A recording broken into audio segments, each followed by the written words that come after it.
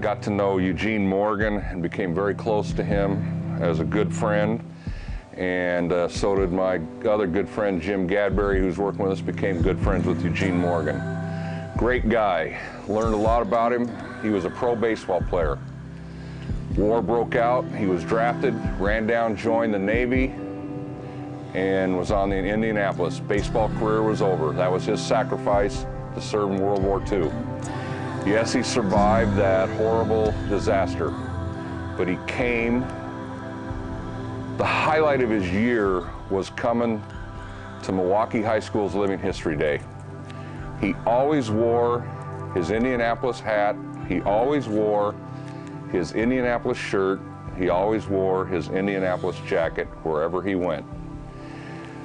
One of the special times, he loved his beer. We'd put him up in a hotel and he was always in the lounge, not a heavy drinker, but drinking a beer. And people would come up to him and say, "Were you really an Indianapolis survivor?" And the conversation would be on. And every single time, dozens of times, every day, all he would do was brag about Milwaukee high school teenagers. He'd say, "Can you believe it? They dress up. The boys wear ties. The girls wear dresses for me, to say thank you to me. They give up their commons. They have to get their own lunch from home. They give up their parking space for me." 8 years in a row, I've heard him do this story over and over and over again and brag about the Milwaukee High students and how much it meant to him. What I didn't know was that the last 2 years he was having serious health problems. And this last Living History Day and a couple of other of our events, he went against his family's orders, his daughter's orders, and his doctor's orders. He was in real bad pain and he was dying.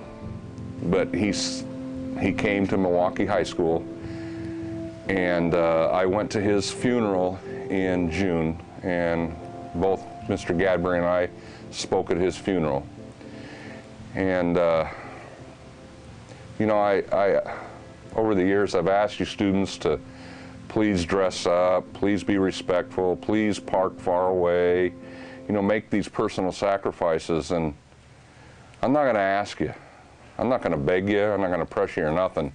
I just told you a story of how much it means to them, and I can't believe he won't be here. He was a great man.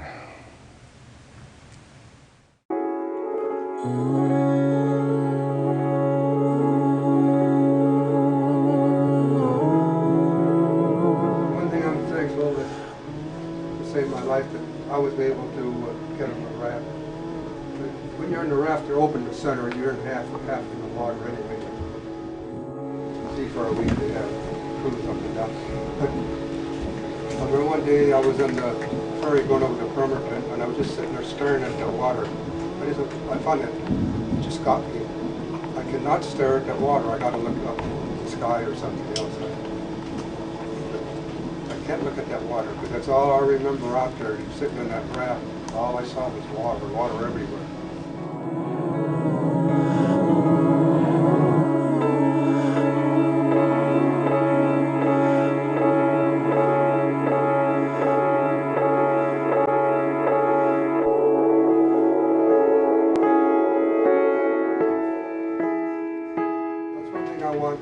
Before I go, I want that cleared, and I'm going to be cremated, and the Navy's going to bury my ashes with the shipmates.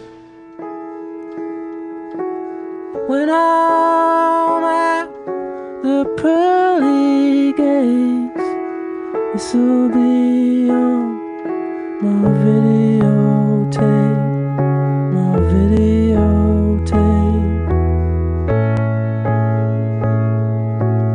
Mephistopheles is just beneath, and he's reaching up to grab me.